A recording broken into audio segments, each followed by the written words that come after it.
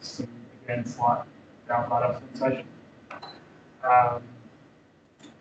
And then came home again to the straight back, and they weren't interested at the time. And we started having tracks in 2019. So we've got 5 clinics now. We've got 1 in Chatham Park, 3 in New South Wales, 1 in Melbourne.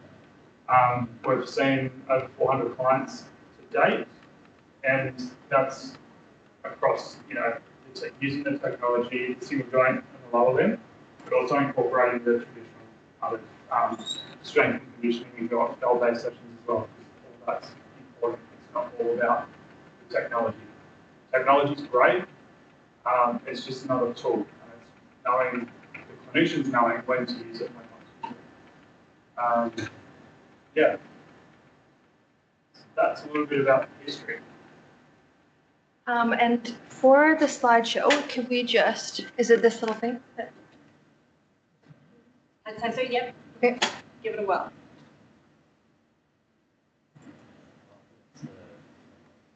Oh, sorry. I'm switching the angles.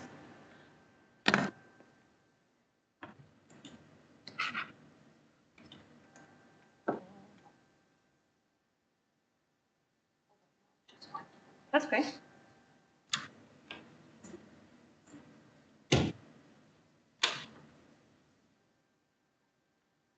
Yeah, so we've got a little bit of a slideshow that we can talk to too, so that you can kind of see some of the things we're talking about. We'll go over some precautions and contraindications for use of the device and just what a session looks like with us at RoboFit. And then after we get through kind of the boring chatter stuff, then we'll get Dan all set up and we'll be good to go. Just setting up the device too.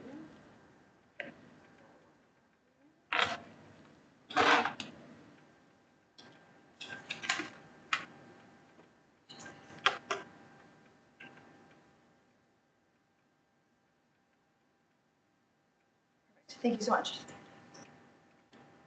Okay, yeah, so Dan kind of already spoke to our mission of RoboFit, but basically we just want to contribute to finding a cure for paralysis through the use of assistive technology and other traditional exercise physiology and physiotherapy methods.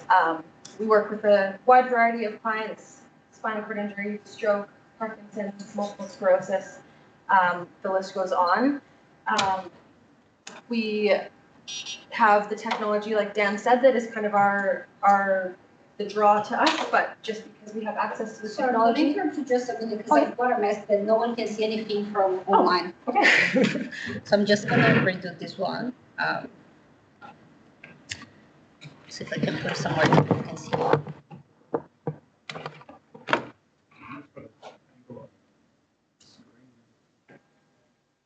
It's kind of better. The screen is sharing. It's The camera, you're not seeing what you guys are doing. Sorry. what you use. That's okay. Dan already kind of spoke to our story as a whole.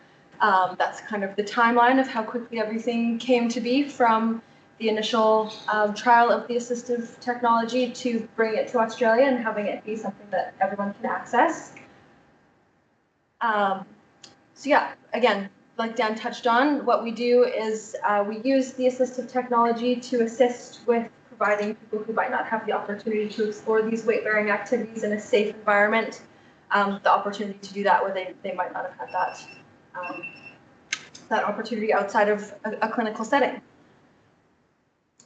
And we also, this is the maker of the technology. It'd be a shame not to pay tribute to Dr. Yoshiyuki Sankai. He created the technology back in Japan, and it's been around since 2004, and he actually drew a picture of the robot on a napkin when he was a child, and it sits framed in his office today.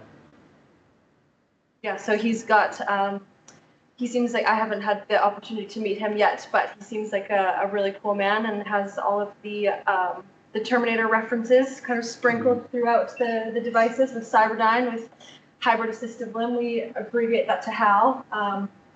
I personally haven't seen Terminator myself, but Terminator fans might know that reference better than I do. But yeah, now getting into the details of the technology itself. like we spoke about, we will attach electrodes to the knee flexors and extensors and the hip flexors and extensors. You just saw us attach those electrodes to Dan's quads and hamstrings. We'll attach those cords directly to the robot, and the robot will read the signals coming directly from the wearer. We'll set up after a little monitor that you can see exactly, you can see the little squiggles of the muscle signals to know exactly what kind of muscle activity we're looking at. If someone had, say, reduced muscle activity, we could zoom in on those signals and essentially tell the robot to listen more to those muscles that we might not be getting as active signals on. So that's really beneficial in cases if, say, someone has a stroke and has one side that's more affected than the other, we can tell it to provide more assistance on the affected side versus the unaffected side. It's really personalized, the kind of programs that you can do, and it's all saved in the device as well, so we don't have to start over at the beginning of every session. We kind of can build off of the progress that we're making, and you can go back and look at all of the different sessions that you've done previously as well, to kind of give you an objective way to say, okay, when we very first started, we needed to apply this percentage of assistance, and now we've been able to reduce that assistance, which is another good way of kind of quantifying the progress that you've made as well. And before we set up the robot, I'm just going to troubleshoot and make sure that we've got it all connected from a Wi-Fi perspective here. Bear with me. I'll just leave these precautions and contraindications up on the screen for now while I fiddle with the tech side of things, but just because you maybe have one of these precautions or contraindications listed doesn't necessarily mean that the technology is a hard and fast no right away. It just means that there might be extra GP clearance that we might have to go to, extra safety considerations we might have to take on board. We might have to have an extra set of hands for an extra clinician to make sure that it's extra safe. But the best way to kind of know if the technology is going to be right for you is by coming in for that initial consultation, and we'll be able to talk about the really specific parameters and what's going to be suitable for the use of the robot. Unfortunately, since they were made in Japan, there's a lot less body diversity over there in terms of height and weight. So we do have height and weight restrictions that we need to take into consideration. But if we were ever to the point where maybe the large HAL wasn't suitable for a client, we can still transition to using the single joint device instead. So if that doesn't work, that doesn't mean that there's no option for you to use the technology. It just might look a little different, and we might just have to tailor it specifically to suit that client's needs. It is feedback we've given the Salvador as well, is that we are built different here in Australia. And if they could take it up to 120 or so, it's something they've taken on board, but it's not something they're actively working on at the moment. But yeah, we're definitely given a lot of feedback around the size of the device. Yeah, because at the moment it's looking at around a 190 centimeter height limit and a 100 kilo weight limit. Just because at that point the robot just wouldn't be able to effectively provide the assistance that's required to actually assist with the walking. The device itself does weigh 14 kilos, so if it didn't have the power to help with the assistance of the movement, then it would essentially just feel like you're strapping on an extra 14 kilos. But yeah, hopefully in the future we'll have access to robots that can suit a more diverse client base. But for now we have this guy, and we've got a smaller device as well. We've got the medium size and the large size. Yeah. There's a pediatric here as well. Works on the same premise. It does 100 to 150 centimeters. It's going through TGA, so still going through the safety checks and things. But hopefully we could incorporate that. Yeah, so now on the screen you'll see some slides about the in-clinic setup. I'll kind of talk to those as we go through the exact setup with Dan here, so you can kind of see what the whole process looks like. Something to take into consideration is the duration of the sessions that's required. We've gotten it pretty down pat with Dan, and we know the process, and we know the way that it works for him, but the first couple sessions can take up to 40 minutes to do the whole setup, placing the electrodes, doing the transfers, getting the harness set up, getting attached to the body weight support system, and then actually putting the robot on as well. So those are first sessions from a fatigue perspective. We just want to make sure that all clients who want to use the devices have that ability to be in a therapy setting for that 1.5 to 2 hour time period. We don't want to spend 40 minutes putting on the device to only walk for 10 minutes and then have to take it off again if we don't do it in an hour-long session.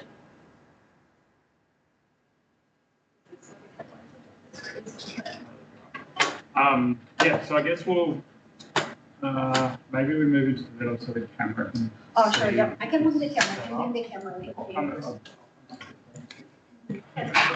link. Space too.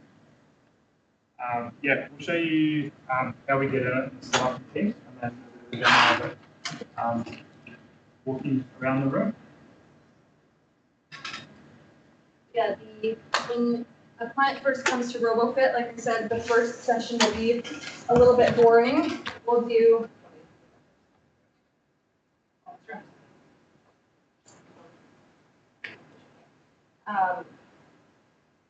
the first session will kind of be a little bit more of a get to know each other, talk about goals, talk about expectations, make sure that the robot is actually going to be safe and the right therapeutic device for that particular client.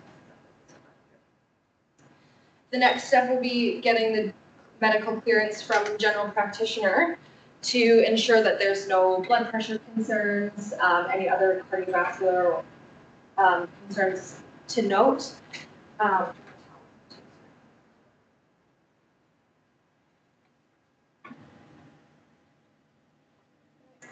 Another important thing to note is bone density. Since the device is exerting torque onto the wearer, we just want to make sure that there's no risk of fractures. We don't want the thing that's supposed to be providing therapeutic benefit to be the thing that's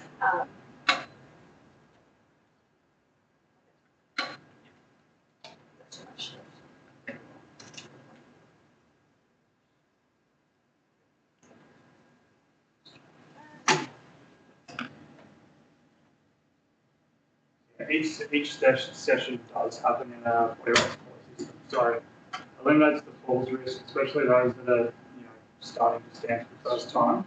And yeah, it's just a part of what we use during the session.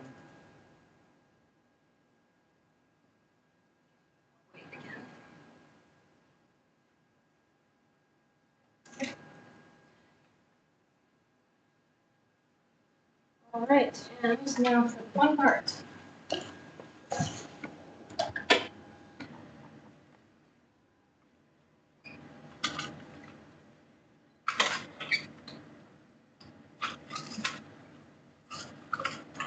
The quickest setup time's 13 minutes.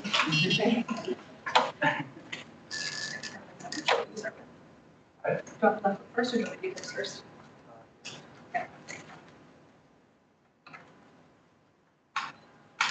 What the astronauts have to go through almost. What's that, sorry? What the astronauts have to go through almost. Almost, yeah.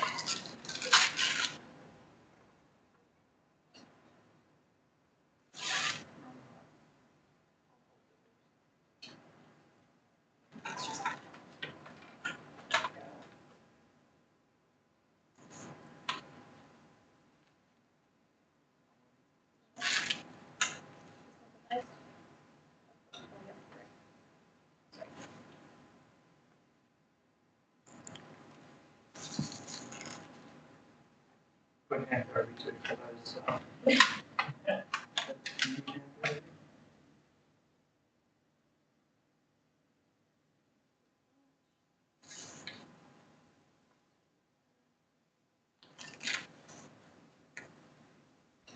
Like you do notice, you do feel that, if I was like, oh, you do notice the 14 kilos hanging off you, but once you do start, like once power's on and it's helping, you don't really notice the 14 kilos. So,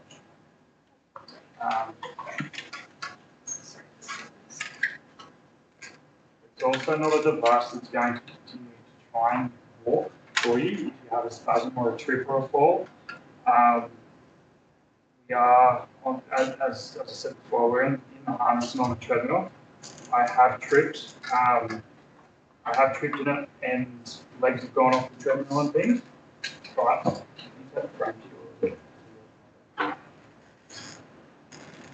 but it hasn't tried to continue trying to walk. It basically stops and listens to the body.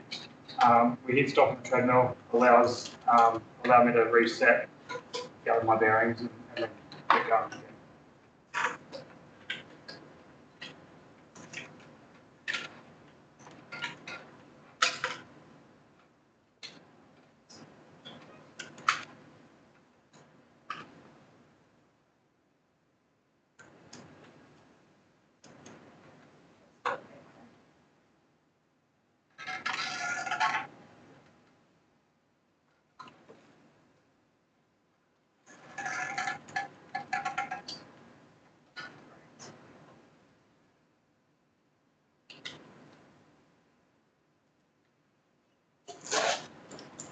Any questions while we're setting up?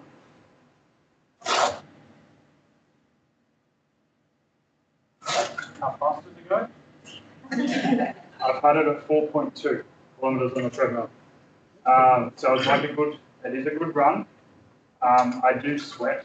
I didn't sweat previously to using or any therapy at the time, but I did start sweating after using this.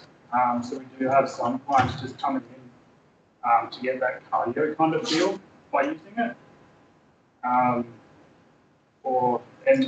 others that are looking to transition into the other next thing, whether it's a C race or the agility or indigo. There's been a couple of spinal guys down in Wollongong that have now transitioned into the C races. That's still coming into maintenance and doing a quick burst of the session using it. Get that cardio out of it as well. What about vulnerability and fear of being out of the chair and being so stable going into something like this? Yep, it was terrifying at first. Even, I started on a tilt table. Even those are, quite scary and daunting when you're kind of laid on the bed and stood up.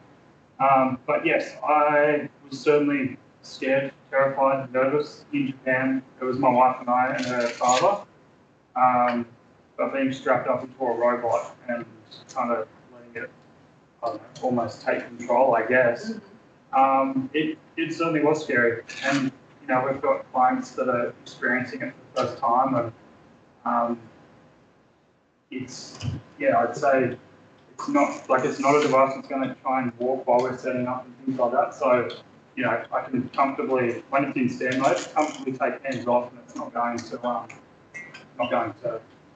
fall or, I feel quite safe now. I'll back off my fear and anxiety Yeah. then. Because that's what I'm feeling watching. Like the harness as well. The harness has got you. Like if I was to fall or whatever and spasm, I'm literally still hanging in the harness. And what I've done before for clients too, who are kind of experiencing that fear, I know that I can't speak to it the same way that the clients can, but I've gotten in the body weight support system before and just totally floated myself around, lifted my legs off to show them that you can be fully weightless in the harness and that it's going to take all of their weight. Sometimes all they need is just to see it for their own eyes in person. It's way different watching a video online than it is to actually see everything in action. Yeah, it took me when we launched the business and brought it out to Australia. My parents were like, "Why didn't you explain it like that?" I'm like, "Mum, I've been explaining it exactly like that for 10 years." But it's until you see it and put eyes on it and touch and feel it that it makes a bit more sense. It's easy to understand.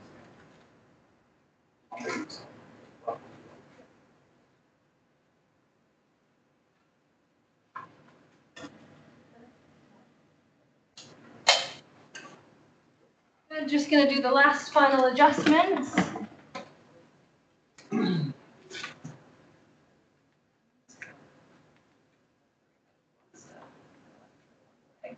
So the initial session, like I said, will kind of be more of just getting to know you and deciding if the technology is going to be a good fit for you, then the subsequent session, if appropriate, will be the full trial of the robotic device.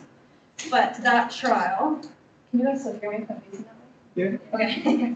That trial sometimes is a lot of exactly that, trial and error. It's not always a perfect walk on the very first day. There's lots of factors, including fear, not knowing the right settings for the robot for you yet.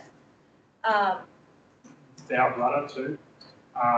If you're having an off day from that, that can cause it not to be a great session. As obviously said before, you can save up to 3 sessions of settings. There's been many days I do block style training. That's where I find it keeps me maintained in where I am. So that's an hour and a half a day, 5 days a week for a month, and I try and do that 3 to 4 times a year. But you know, a Monday and a Tuesday are fantastic. Wednesday is absolutely shocking. Changing the settings, trying to find the right thing. And then Thursdays are the same settings as Monday, and then Friday is something totally different. But my biggest thing that slows me down is my bladder. I wasn't properly medicated in the hospital setting, so my bladder is basically the size of a walnut and holds 50 ml. So I've got both options, which has helped, but that's what slows me down in my training, and having off days as well.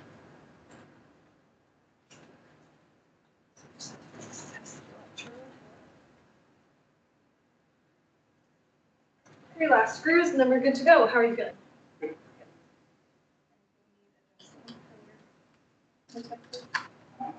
Just be that goal for stuff.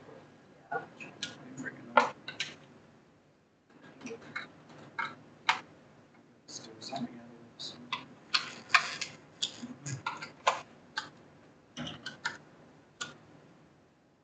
Alrighty.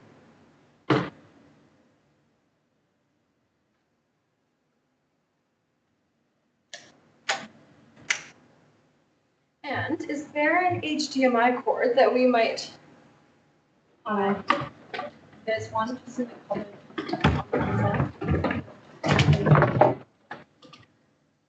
Or sorry, yeah, an input that we could plug it into to get our screen on there instead of the slides, just so we can show you the real-time data that's happening. If not, we can hold the screen as well, and you guys will be able to see it. If we want it bigger. If not, that's totally okay.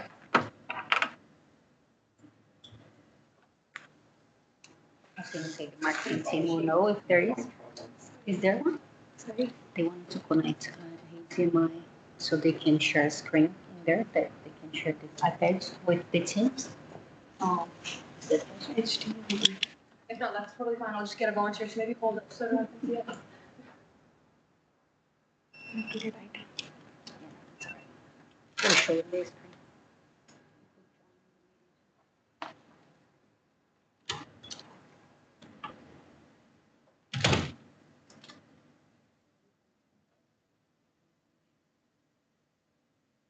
It just needs, yeah, if it's, oh, we can't, it's only a monitor. Sorry. That's all right. I can do the screen, the camera, so everyone can see it. Yep. And maybe I'll put this view bigger so everyone can see what we do through the camera.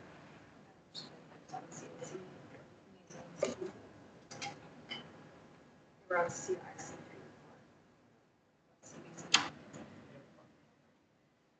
Okay, so I'm just adjusting the settings because for Dan, for the purpose of simplicity's sake for today, we didn't want to do an extra set of electrodes, but we've got the electrodes on the knees, so the quads and the hamstrings. So we've got the hips on the autonomous mode that we spoke about. So it'll be doing the pre-programmed length for the hips, but it'll be listening to Dan's hip or knee flexors and extensors to assist him with that part of the movement.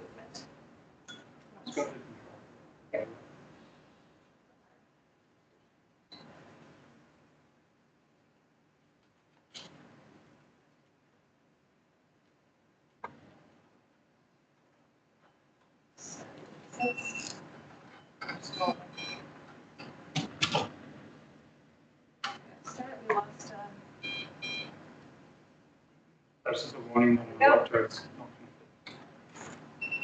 so I just reconnected the electrodes, that will be all good. Put it into walk mode, and we'll just do a little bit of a walk around the room first. And then we'll start to talk about what we're seeing on the data screens there. Ready? You're off. We tie my shoes. Yep.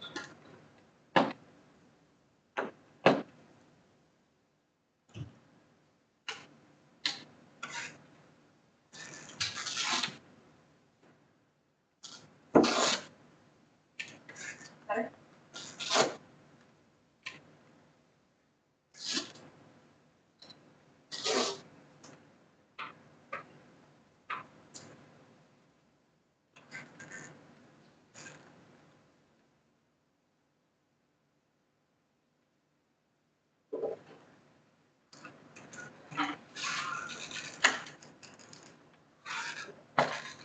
And that pulling sound you're hearing isn't the robot coming off, it's just the Velcro rubbing on those straps. So it sounds not coming off, I promise.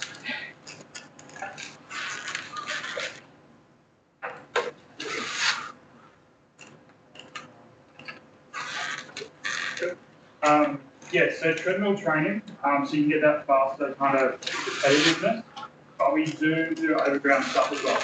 So using this body weight support system allows a client or such to go outside in meaning where the clinic is the device at, but walking around the car park and things as well, because when we're learning to walk on a treadmill, you're not on a treadmill in the community. So it's also trying to get familiar with the community as well. And then replicating it as well after. Replicating it, so taking the device off and redoing it again on the treadmill for 8 rounds.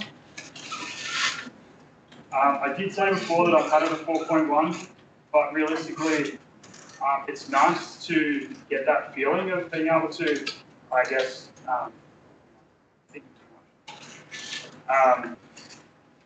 to have that feeling of running again.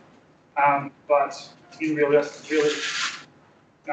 what's the word? Reality. In reality, when am I ever going to be walking at 4.1 kilometers an hour in my situation again? So yes, it's good to take it at that pace, but it's also taking it back and starting at 1 kilometer an hour, 1.2 to get that that consistent nice walk. That'll be bigger. Okay. Also, it's great, but it's also really annoying. Sorry. I'll take out any ankles along the way. So when I think about it too much, I'm having a co-contraction in both legs until it realises that that essentially my legs are going into full lock and the device is going, there's something going on, I don't know what's happening, let everything kind of settle, and then let's refocus and go again.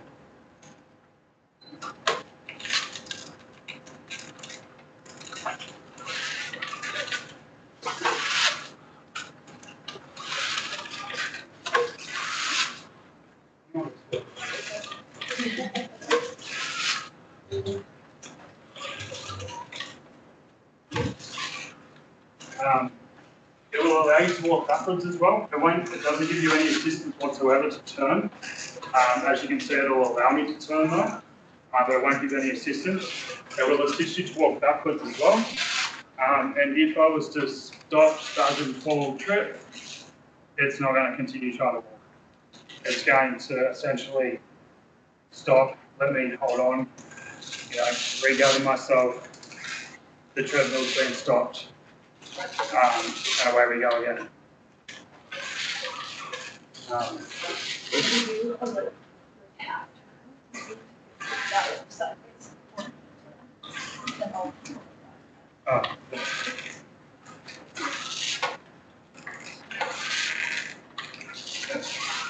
Okay. All right. now I'll show you some of the data screens we've got. This first one. Yep. I'll show you guys first and then I'll show the online people as well after. But this first one is kind of a little 3D model. You can see exactly what Dan's doing. When he lifts his knee, you can see that that knee's lifting. You can change the direction that you're looking at it from. You can see the posterior view as well. That's one of our data screens. I'll show online too. This is a 3D model that you can see, and you can change his direction. As you can see, Dan's moving his leg. The next screen that a lot of clients like to use is the weight distribution screen, where you can see exactly where the weight is through the foot plates and the shoes. So we really want to encourage heel-toe gait patterns. So we want that ball to move in a nice figure 8 motion from heel to toe, to opposite heel to opposite toe. Dan's weight's right in the middle right now, but if you were to shift to one side. I've been trying to get a heel strike for 15 years. I'm very toe heavy and I have been for a long time. But trying to get a heel strike for me is shocking. I'll show online as well. And that almost can turn it into a portion, kind of like a little game at the beginning of the session.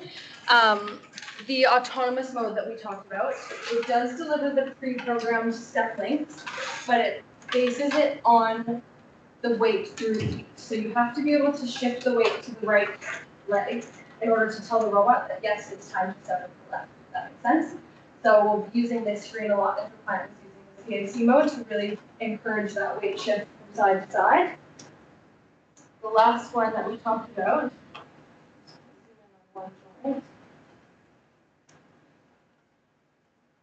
is all of these little squiggles. So we've got 4 colors on here. The yellow is the flexion signal, so that's Dan's hamstring. The blue is the extension signal, that's his quad. The pink is the joint angle, and the green is the torque. Sometimes I know that that's a lot to look at all at once. So I'm going to take off for our purposes the torque and the angle right now. So we're just looking at the muscle activity on both muscles. So Dan, if you bend your knee, good. We're seeing that increase in the blue muscle activity, his quad activating, and the yellow is his hamstring activating. So if we were seeing a lot of activity in one direction and not a lot in the opposite direction, we can adjust the assistance that's provided in each direction and almost bias at each joint. That's really helpful if someone has a lot of tone or spasticity that we're trying to work around. If the hamstring is always active, in this example, we would tell the device to listen a little bit less to the hamstring, a little bit more to the quad to allow you to get that knee extension. I'll show the online. So these are the muscle activity signals that we spoke about.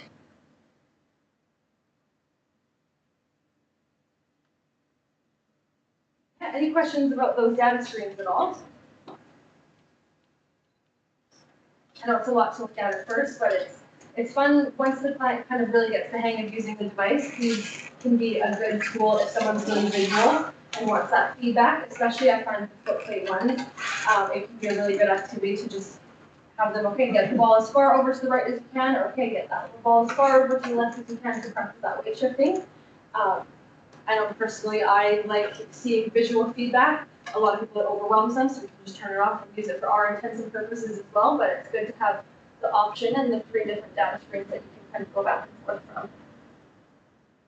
Because you aren't much of a visual feedback guy. It's too much. It's like it's handy. It is good to know. And so we use the monitor, but then we connect it up and put it onto the TV. So when the client's on the treadmill, they can actually see that in real time of what's happening.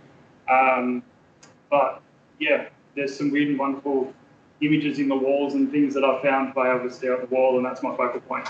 I find that a little bit too overwhelming. And as you can see, when I think about it too much, the device actually stops me from walking. So I can I've learned to switch off and just step, essentially, how to do it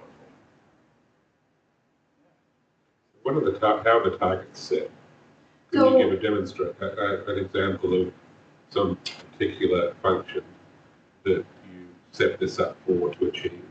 Yeah, so for example, if it was someone's first, every clinician does it a little bit differently, but I'll walk you how I kind of structure it. The first time that we get into Hal and do a walk, we'll start in the fully autonomous mode with the device doing the stepping for the client. But while that's happening, we can pause and go back. I'll show you. If we stop this monitoring, we could go back and watch exactly what muscle activity was happening through that whole previous walk. So there's less pressure if you have it on the autonomous mode first, to then get a good idea of exactly what signal is happening at each muscle group. We can pause, let the client have a sit, have a rest. Okay. And from there, we can say, okay, say we had a ton of yellow activity happening here, that would be hamstring. Not a lot of blue activity here, that would be extension of the knee. We would go back, go into the device. I don't know if you'll be able to see from here. There's all 4 different joints here that you can adjust, and you can put a bias on each joint. So I can say I want to put it on a 50% bias of the knee extensors, and what that would do is it would listen to that much more of the signal for the extensors than the flexors. Does that make sense? So if Dan was dealing with a lot of hamstring spasticity or tone, and the device was reading that activity coming from the hamstring as muscle activity, not necessarily the tone itself, it wouldn't understand that it's time to take that step forwards, and then the robot, we might see this. We wouldn't see that knee extension. So by adjusting that bias and telling it to listen a tiny bit less to this, which isn't what Dan is actively trying to do, it's just something that his body's manifesting through this whole process, that would allow us to next time tell the robot to give a little bit more assistance in that extension direction. So this is a training body tool, it's a training of the body Yeah, for specific function. yeah. In theory, we're wanting to promote that neuroplasticity by having it be driven by the wearer itself, but the robot's just giving that extra little assistance that we need to be able to fully take that step, that good pre-programmed trajectory for using the CAC mode, or just help get that little bit more range than you'd be able to achieve actively on your own. Is it the object to have the wearer through the practice process be able to do some of this himself? Yeah, in a perfect world, we would every session be able to reduce the level of assistance being provided by the robot down. Obviously, every situation is going to be very different, and we can't guarantee that that would ever be the case for all clients. But in theory, we do want to see the level of assistance being provided go down, with the goal of being able to walk in just the body weight support and no device. We've had a few clients who come through the clinic who have made significant gains like that, but it's hard to generalize that to all clients. You don't know how you're going to respond to the technology, but yeah, we want these gains to translate into functional tasks as much as possible, and have it be something that you don't have to rely on us forever. As much as we love having everyone in the clinic, the goal would be to have you spread your wings and be able to walk outside of the device. It's like the setting, so as I said before, I started the pre-programmed gait pattern in 2013, and then transitioned into the voluntary mode with the electrode cells working with me. But over like the 11 years or so, I've been able to wean off having assistance on the left. So can you turn left down to 0? So essentially, I've been able to get strong enough in my left leg that I can drive movement without needing assistance. So we still put the electrodes on the main muscle group. It'll still pick up the signal and show me what's happening, but it's not giving me any assistance.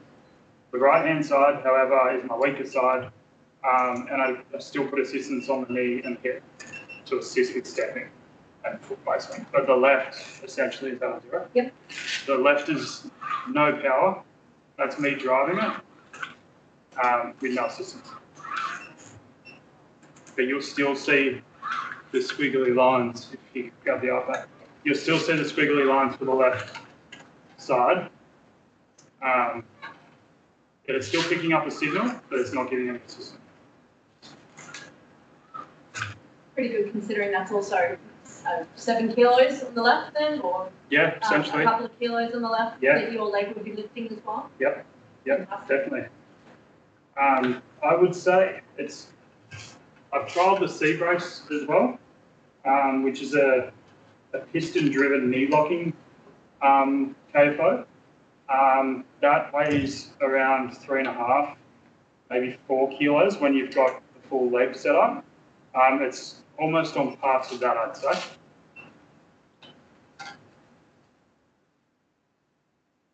All right. We've got about 10 minutes left. We might start to slowly take this off and we can do a quick little chat about what the single joint device stuff can look like as well within sessions.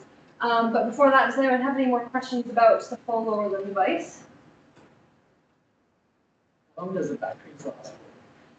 They typically last us through a session, but it'll start to kind of yell at us and make a really annoying beeping sound when it's going to go, but it'll give you a long warning time.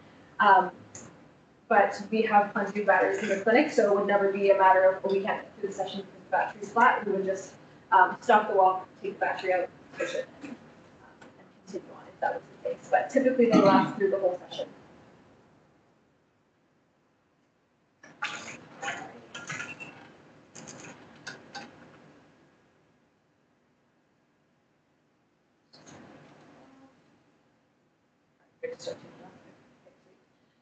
Like we were talking about before, we do have the single joint devices. It's propped up behind us, and I'll bring it out after this as well. But it can be placed on either the elbow, the knee, or the ankle to help with really specific impairments. So say someone was dealing with drop foot, we would put it on the ankle to help get that repetitive practice of that dorsiflexion. And then I like to use it in the context of combining that with kind of goal-based exercise training for a really ankle-specific context. I would say do 45 minutes of training with the exoskeleton device, helping get that dorsiflexion, and then do some part practice gait training, working on that foot clearance as well. It works in the exact same ways as the lower limb device in that we put the electrodes on the flexor and extensors of that joint. So for the ankles, it would be tibialis anterior and gastroc. For the elbow, it would be biceps and triceps. And for the knee, it's quads and hamstrings. And there's different cuffs that we can use to set up and kind of hold the device on that particular joint.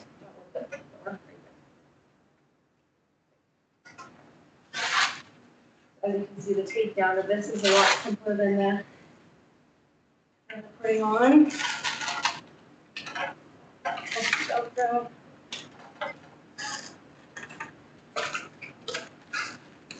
Strap your chair up. Yeah, the single joint is really useful for getting those hundreds of repetitions of just repeated practice of that really specific movement. And looking at how we can incorporate it into VR as well. Because, you can sit with a therapist for an hour or 2 hours and have a great conversation, but then there's also times where the conversations can also fizzle out.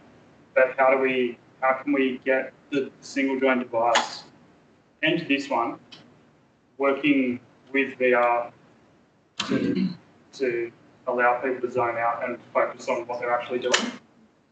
So whether that's like loading a dart or in a bow and arrow sort of thing, and kind of doing that motion to load it and release it.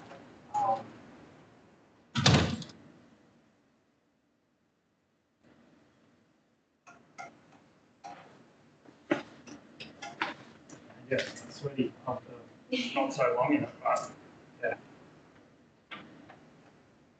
We also, there's for the single joint device, like I said, there's different attachments that you can use, and we haven't been able to try it in the person clinic in the VR setting yet, but I think down in Wollongong they're starting to try that a bit more. Is that right? Yeah.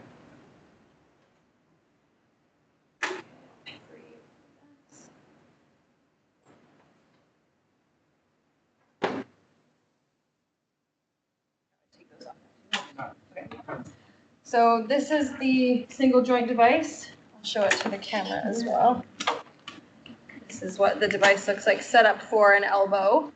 So it bends and extends, and this little guy is just the same motor that you would attach to any of the different, right, spot for them. So the different attachments, so I would just put it on my arm like so, and it would assist with the extension and the flexion of my arm. Same exact processes for this as the PAL. There's a smaller monitor that you attach it to, so you can still get all of that biofeedback. And we can also bias it in different directions. You can do a flexion bias or an extension bias, depending on the thing that you're trying to target on that day and where we're struggling more with getting that muscle activity. These also have auto flex and auto extend settings. We don't need to get too much into that, but it's really useful for, like I said, just really retraining that one direction that we're struggling with a lot of people. It would be elbow flexion to help be able to bring a spoon to their mouth. So we would start with 45 minutes of just repetitive training with the device. We can get up to 300 to 500 repetitions in a single session using the device, because it can just keep going, which is a lot more than many people, even me, just sitting here doing 300 repetitions of that in an hour is going to make my bicep quite fatigued. But having the device to be able to help you kind of get that full range and have every single rep be a good rep is really, really cool. The single device as well, we can hook it up to that little screen and it can play a sound effect when you reach the desired target range. So it kind of makes it into a little bit of a game. There's a cat sound. That the running joke at our clinic is that there's always a cat meowing around in the clinic. When people get to 100 degrees of elbow flexion, it'll go meow, and then when you straighten out, it'll do a little boing sound, and it's as much as it gets a little bit, it rings in the back of our ears. It's fun for the client to know exactly when they've reached that target every single time, and you know that every single rep you're achieving that desired range because you can set that target. That's kind of the really short version of what the single joint does.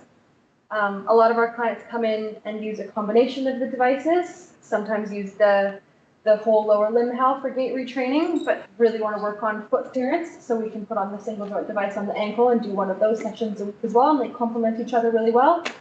Some clients do single joint with a combination of the goal-based exercise therapy like we talked about as well. Yeah, every therapy plan for every client can be different, and it can change along the way too. We don't need to lock in a contract for 20 single joint sessions. If we're feeling like we want to transition away from the single joint to the lower limb HAL or vice versa, that can always be something that we determine within sessions to make sure that we're always challenging the client. And if we've progressed past a certain point, there's a lot of ways that we can modify what we're doing in the robots to make sure that it's not just passive therapy, that you're always getting that active engagement to drive neuroplasticity as much as possible. And if anyone's looking to get married, we've had a wedding in one. When we opened the Brisbane clinic, we had a client there that her and her husband he proposed to her, and she wanted to wear it, so we set up in the clinic and had an interesting wedding. But she wore her gown and everything, had the HAL underneath the gown, the gown, sorry, and walked down the aisle and got married, and yeah, it was pretty cool. It was pretty fun, actually. Yeah. Thank you so much for coming along and showcasing HAL. All I can think about is watching the Terminator, but there is so much more to take from a session like this. You guys are going to hang around? Yeah. Excellent. So we've got allied health, physiotherapy, plan management, and a whole heap of other people to have a chat to out in the Healthy Living Centre. We've also got some food out there as well if you all want to hang around and ask a lot more questions and be a little bit more involved, maybe even make an appointment to see you guys down at Logan Home. Yep. If anyone's not actually familiar with this space, we've actually got toilets just on the other side as well. But if you are a little unsure where to go, please just find someone in a Spinal Life t-shirt. We'll be more than happy to help you out. But again, thank you so much for coming along and sharing so much huge information. Pleasure. Have a round of applause. And yeah, if anyone wants to make their way out through this door and to the right, we've got some food out there and we can carry on. Thank you. Thank you so much.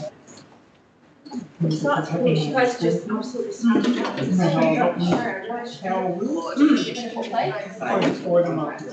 No way. Hi. Hey, how's it going? I'm here today with my friend. 2018, we got brachial damage on his bike for a little while. His girlfriend died. But he's really interested in technology.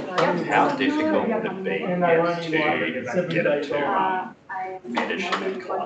I love the job, so they can Would they use you as a point of contact to do it, or you guys could send a therapist there? Because I guess it has to have a therapist go with it as well. Yeah, what But, we do is clients have traveled to us to use the technology, but we just due to licensing issues, it hasn't been like FDA approved enough to just Right, yeah. They're not sure what's wrong with from a them. legal perspective. Yeah, absolutely, yeah. So yeah, it was interesting. But we're happy to welcome clients to travel from, that's really how we kind of travel from. Yeah, from various countries to the technology and stay. And there's, if there's different locations that work better for them, there's the Brisbane clinic, but if it's easier for them to get to Sydney or Melbourne, we also have clinics there as well. Yeah, he's coming to Brisbane this year, Oh, so yeah. yeah, So, so if he's already coming, then that would be,